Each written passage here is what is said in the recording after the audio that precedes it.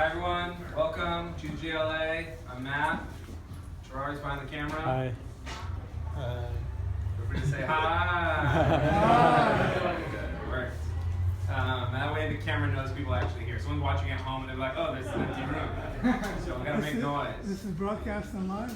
No. But Later. someone will watch it. Eventually someone will watch it. Maybe next month. YouTube, sure, yeah. And we'll put it in a time capsule and 100 years from now someone will take it out and be like, oh, why is this guy talking to an empty room? So that's how Android started. Yeah, exactly.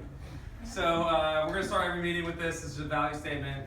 The gist of it is just be nice, be open, don't say anything that would upset anybody, that type of stuff. This is kind of a summary of what Google does at their events and meetings too. If you do ever have any issues, feel free to email me, admin@gdgla.org.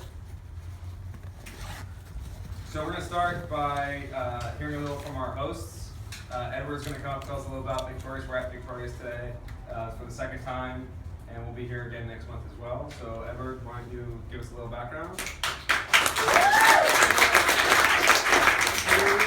We're really excited to host this event second month, and we're looking forward to do that again. So thank you very much, guys, for coming. Probably somebody came also last month. I hope it's going to be a really good trend. Or this message. Yeah. A little more. There you go. Okay. Okay.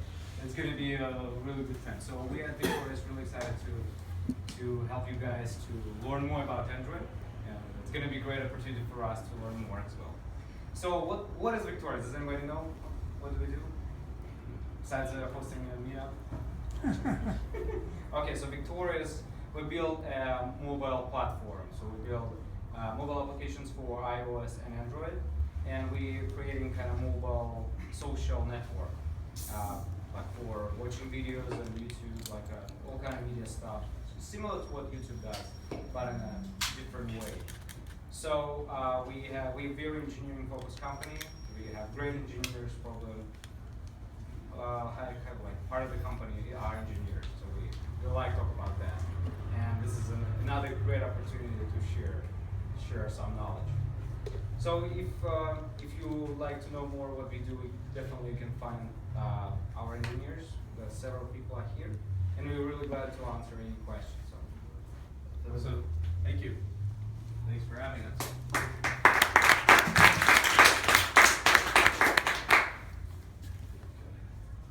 So future meetups just on the calendar.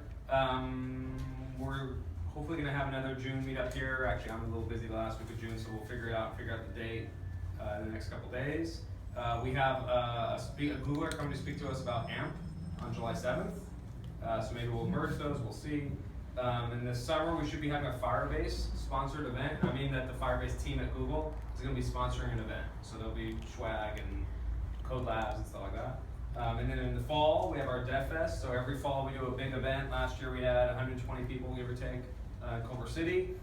This year, we're hoping to have more like 200, which means I also need more people to help out, which is a good segue to my next slide. And to expand on it even further, I did a whole nother slide deck just to talk about what happened last week. So who knows what happened last week? Anybody? Google It was I/O, yeah. It was also the annual GDG Global Summit, where organizers like me and Gerard and anyone else that does this around the world came to San Francisco for basically a 2-day summit where we have, well, you'll see in a second. So one of the things I was asked a lot at the summit by some other organizers who I know, and I get asked this a lot in general, is why am I a GDG organizer? Do I get paid to do this? What do I get out of it? And it's really hard to kind of explain, especially to people who are not involved in technology. Like it's even harder to explain because they don't know what we do on a daily basis anyway. So I still haven't perfected why I do this or how to explain what it is that we do when we were here.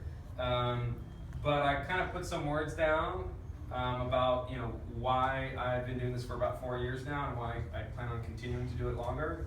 And it's basically because I think that we can solve a lot of problems, and I'm not going to solve all those problems by myself, but when we come together, not just us in this room, but the larger community of people involved in programming and technology and stuff, we can solve those problems faster and better and even find the problems to solve that we didn't even realize were there. That's why I do this, and that's one of the things that I love going to these summits. That's why I love going, because I get to see these people who I interact with only a couple times a year, but we'll just collaborate for a couple hours over the course of a day or two and come up with a really great idea.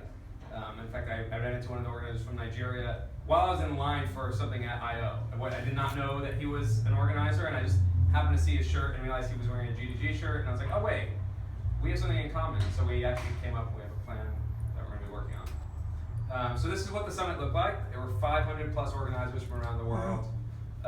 And what's really crazy is, I mean, I've been going for a couple of years now, but you'll just like bump into somebody and they know your name. You know, and like we only see each other once a year, and I can name multiple people on this screen here, and they can name each other too. So it's not just like I have some amazing memory. Everybody knows some set of people or subset of people.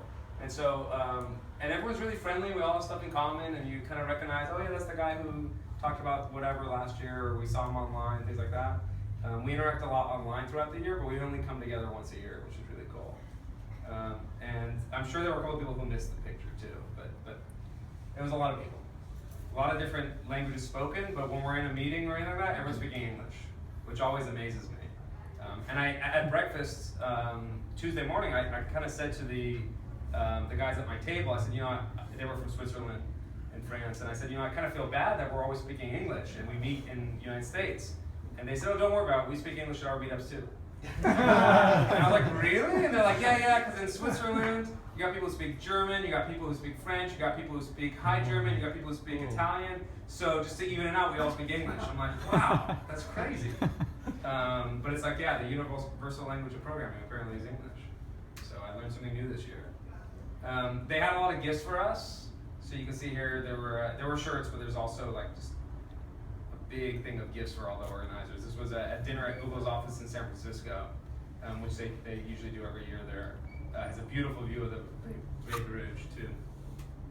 And then there's this tradition where everybody brings something from where they're from, and it's usually something edible or drinkable. But there were some like USB drives and stuff like that, stickers, people give away stuff like that too. And then we all kind of eat dinner, and then when we're done eating dinner, we like quickly rush over there and try everything. And literally for like an hour and a half, people are just hanging out tasting stuff. And it usually starts with like the dessert and slowly migrates to the drinks, and you can see there's a bunch of bottles there. And there were more bottles too. You can't see the whole thing. There's like another table. So that's really fun. I always have a hard time bringing something from Los Angeles, because I'm bringing it to San Francisco. And it's like, tacos? Like, what am I supposed to bring to San Francisco that you couldn't get in San Francisco anyway? So if anyone ever has an idea of something that's uniquely LA, please let me know. I stress about this every year. Actress. What, and bring an actress? Yeah. That's what, yeah, I could bring some actors or actresses with me. Like, here's what I brought.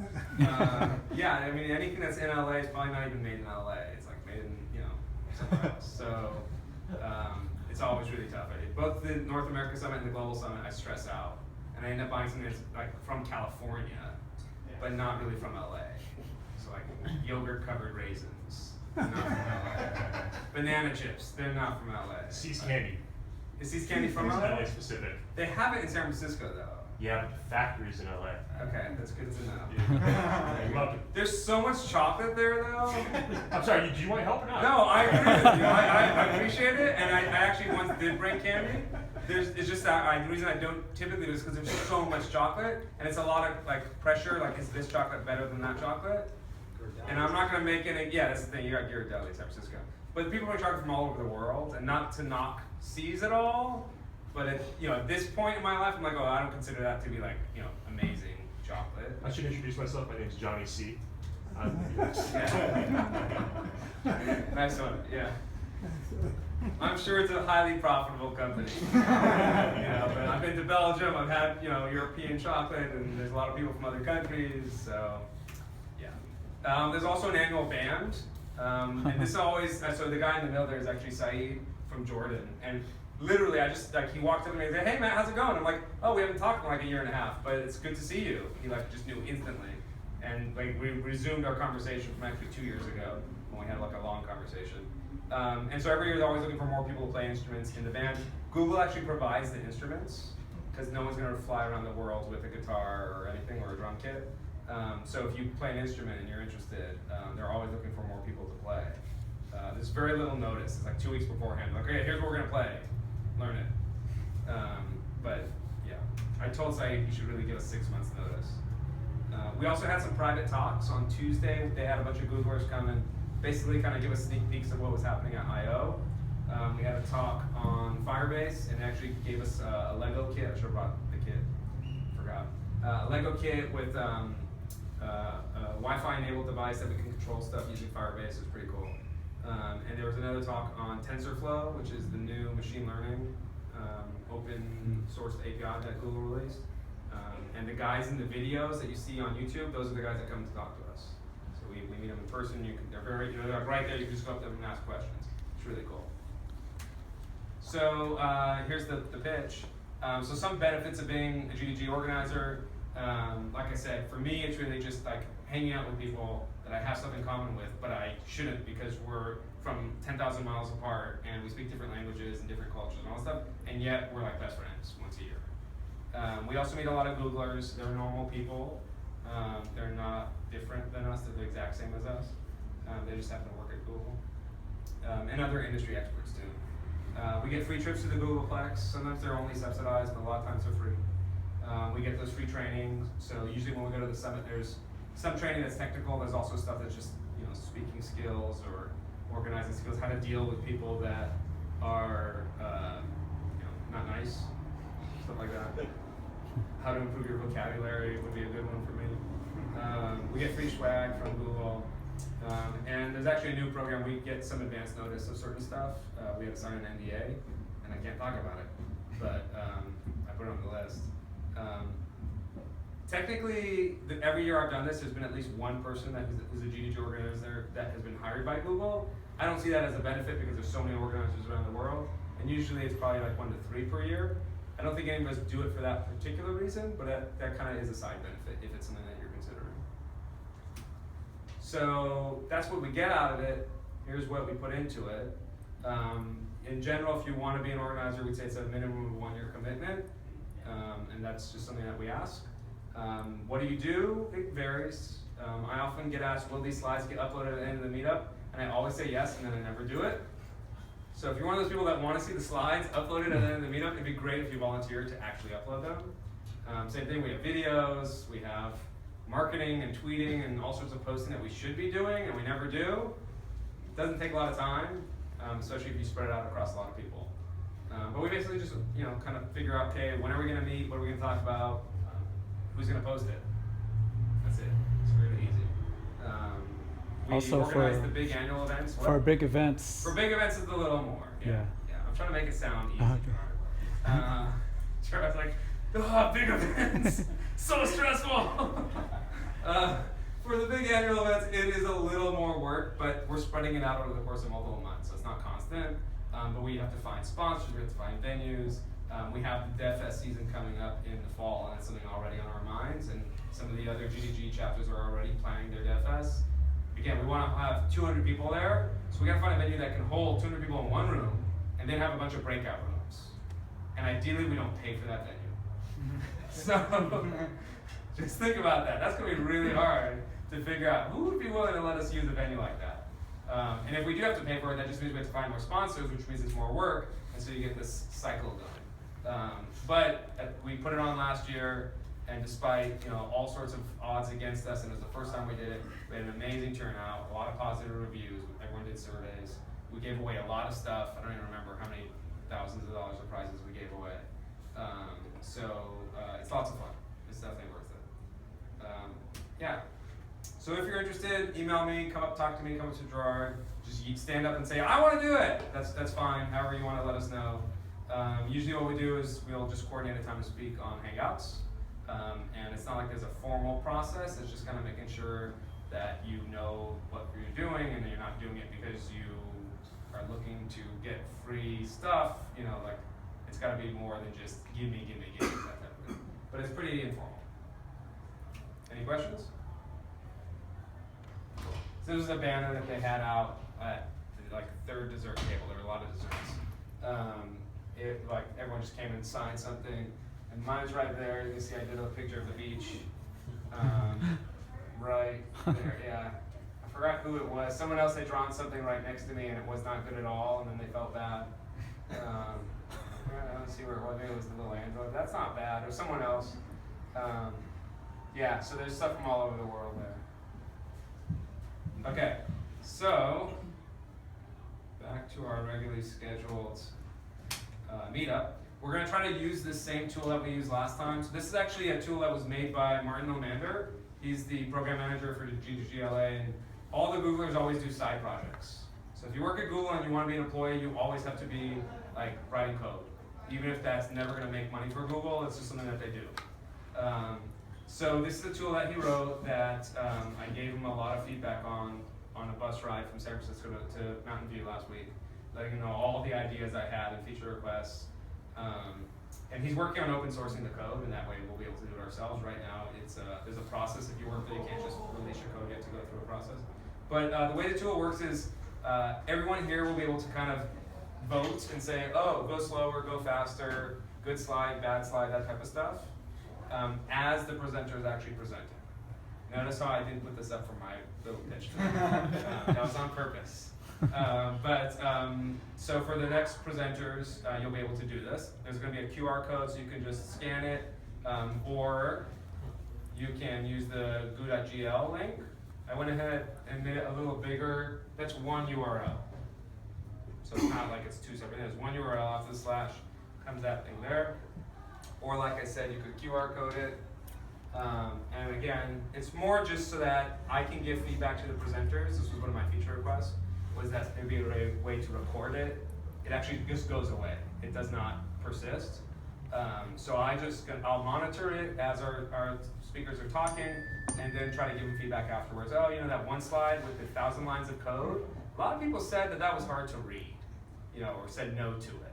And so maybe it's better to break up that one slide with 1,000 lines of code into like one slide with 6 lines of code, and then you can highlight a couple 6 here or there, that type of thing. That's the type of feedback that I try to give people. Or you're going a little too fast, you're going a little too slow. But I just don't take the feedback myself, so I don't put the QR code up there, right? It's hard, yeah. So get the QR code, go ahead. If you want the actual URL, I can do that too. It's really not hard to remember. It's rivet.blue/GDG LA talk. And since this doesn't persist, and it doesn't have any ability to sync up with the actual video or anything like that, I think we're just going to end up using that same URL going forward. So, not that we're here every day, but if you want to bookmark it, you could even bookmark it. Everybody, was that enough time to get the URL for those that want the URL? Kind of was just stalling there so you could get it. Yeah, okay. So our first talk's going to be Edward from Victoria, so you all just met. He was actually at I.O. also. I saw him and I didn't say hi, but I was in line for something and I was talking to people and I was just I couldn't leave line. There was a lot of lines at I.O. A lot of lines. And you don't leave the line, because then you come back and everyone looks at you like, oh, you're a jerk cutting in line. So I didn't do that. So I stayed in line and I was like this, and he didn't see me, and I was like, okay, I'll see you next week.